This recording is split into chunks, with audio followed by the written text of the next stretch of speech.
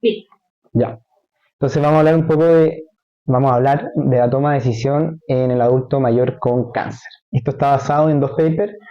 Uno es un paper que habla de decisiones en el adulto mayor con cáncer por la guía, un review y una guía que hace la Asociación Americana de Clínica Oncológica, y un paper dirigido también es un review del 2023 de la revista de Cáncer Colorectal sobre lo que hay sobre el rol de la asistencia geriátrica para el manejo de estos pacientes específicamente en el cáncer colorectal. Entonces, primero el primer paper, que es como una guía, nos habla como de un framework de trabajo, ¿ya?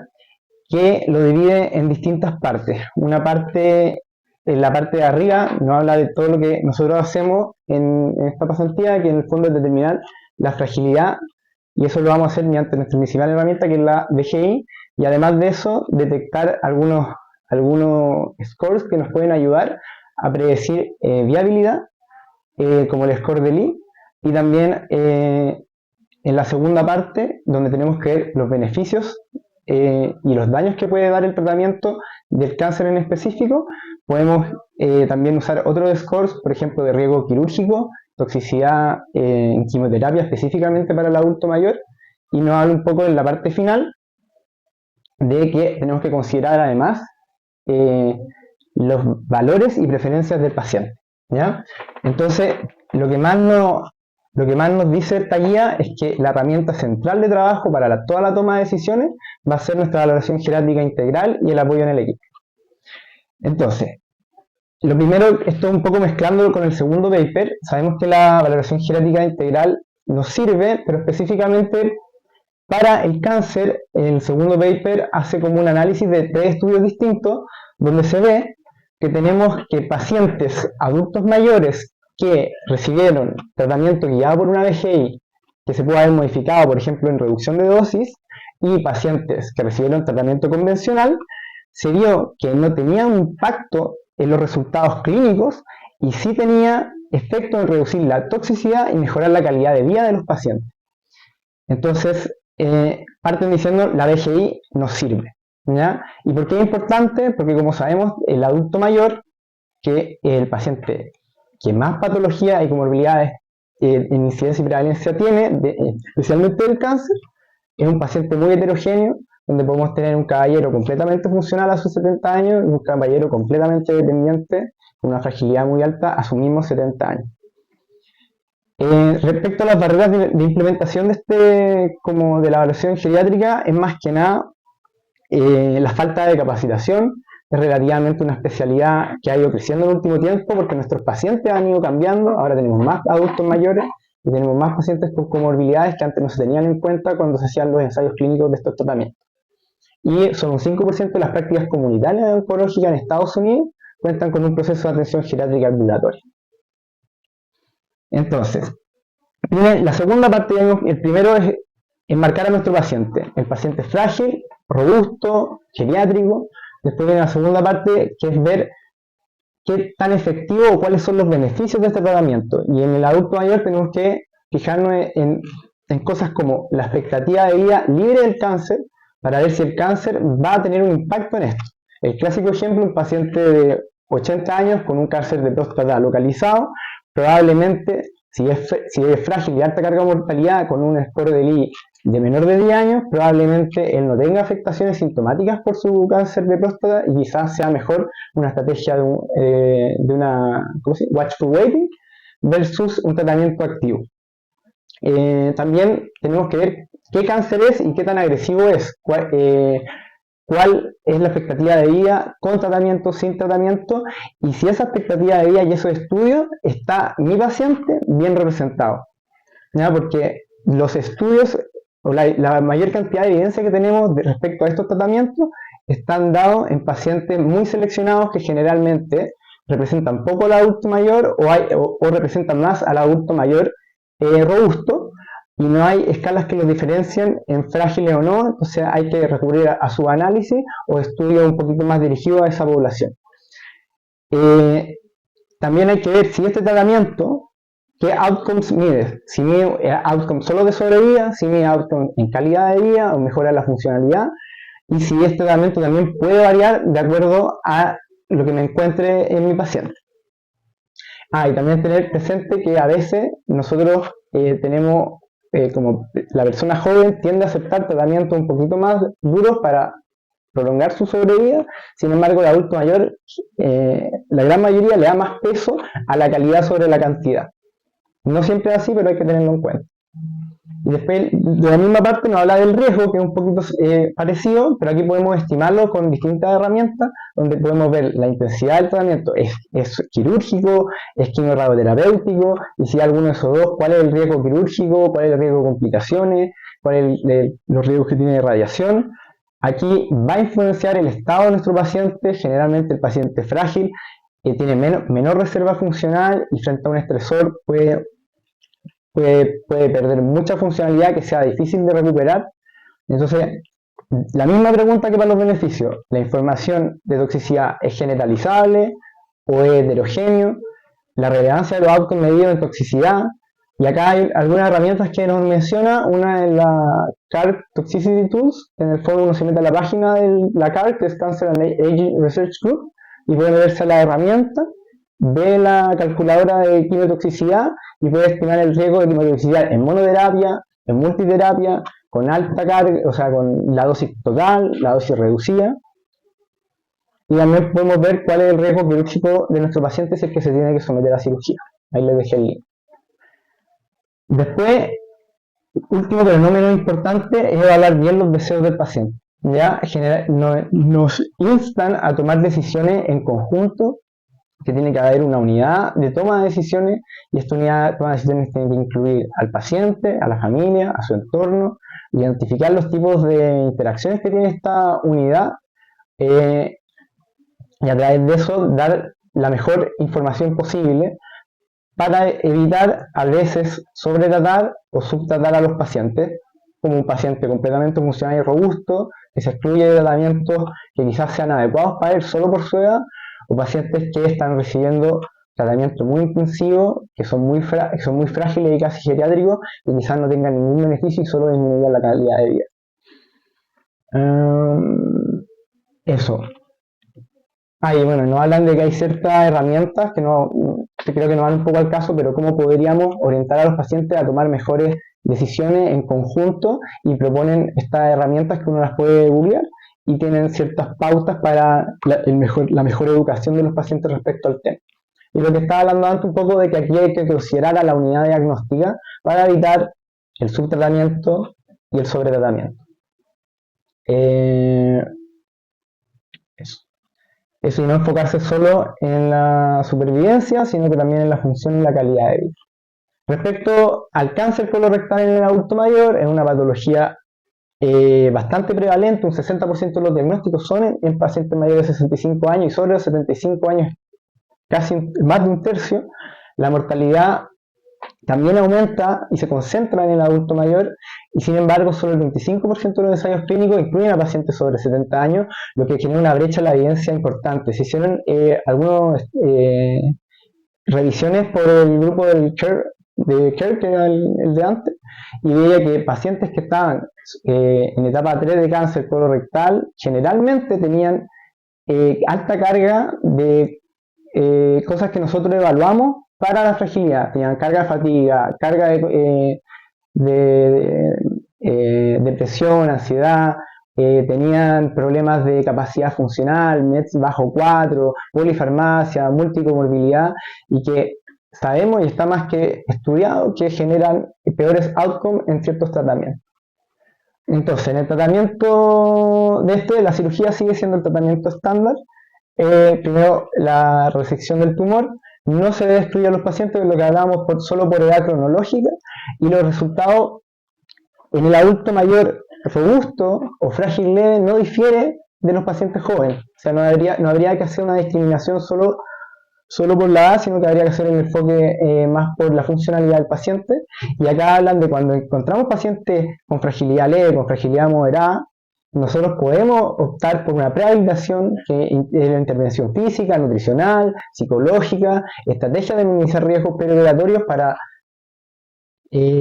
hacer más robusto a mi paciente o menos frágil al enfrentarse al estresor de la cirugía, teniendo así mejores outcomes esperados. Respecto al tratamiento adyuvante, generalmente esto se da de cáncer colorectal de estadio 3, en el fondo se da tratamiento quirúrgico y una quimioterapia para evitar la progresión y reaparición del cáncer.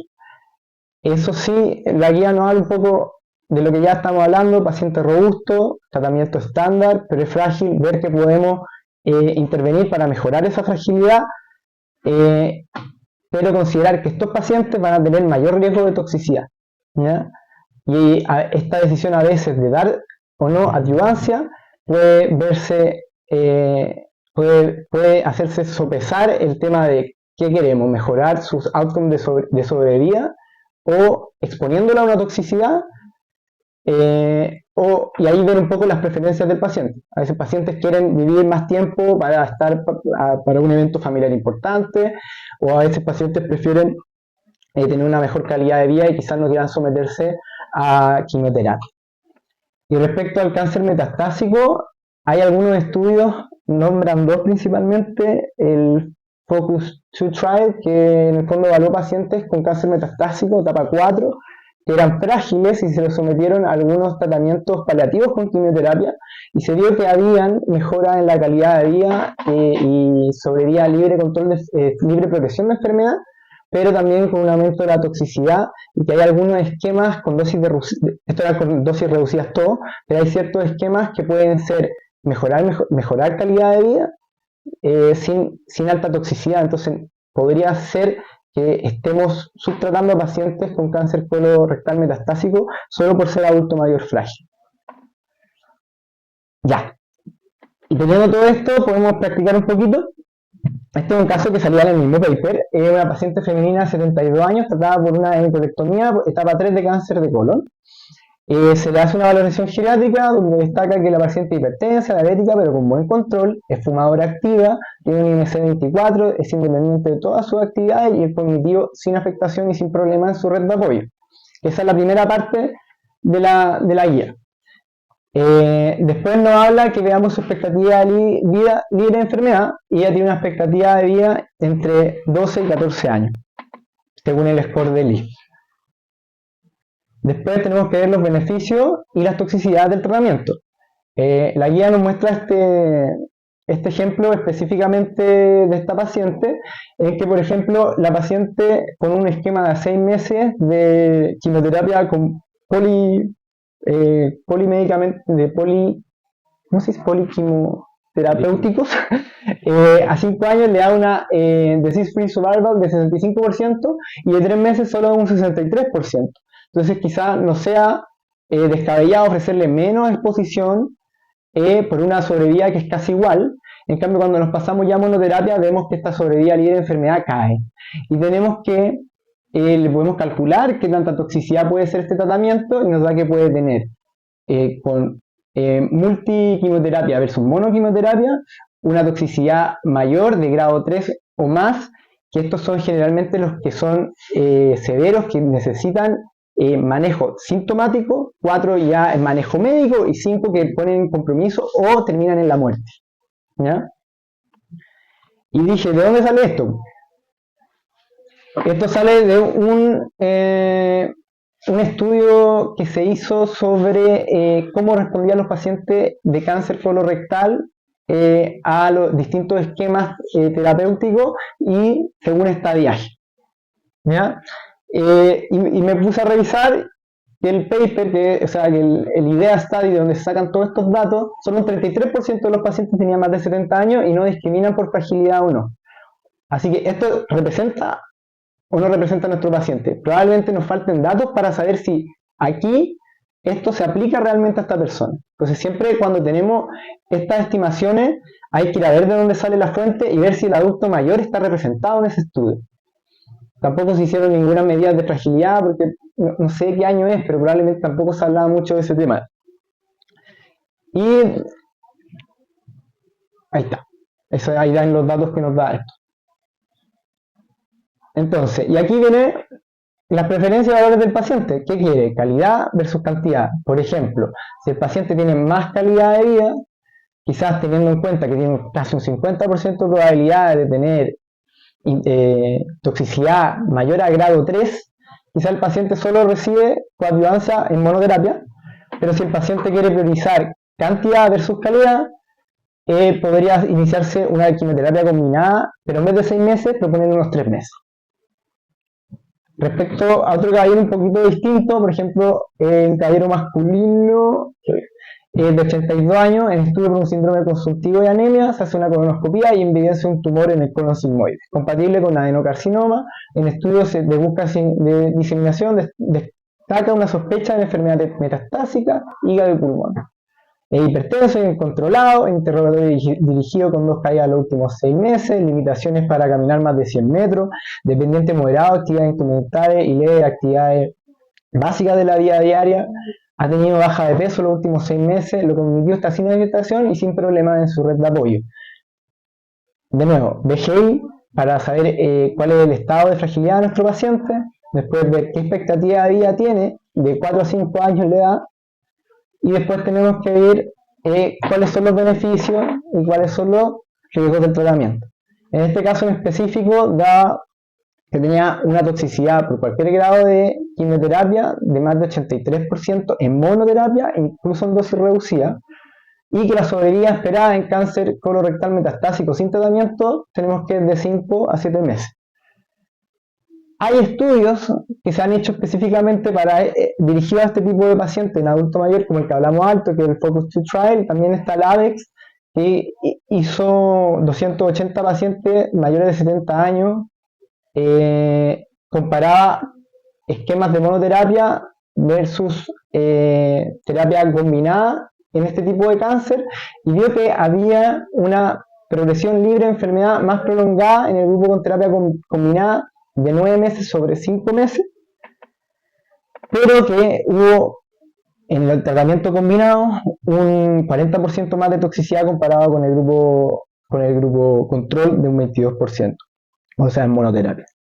Entonces aquí de nuevo tenemos que ir a valorar qué quiere nuestro paciente y qué está dispuesto a hacer de trade-off versus cantidad y calidad, y probablemente sabiendo que tiene una toxicidad muy alta, quizás ni siquiera sea beneficiario de quimioterapia.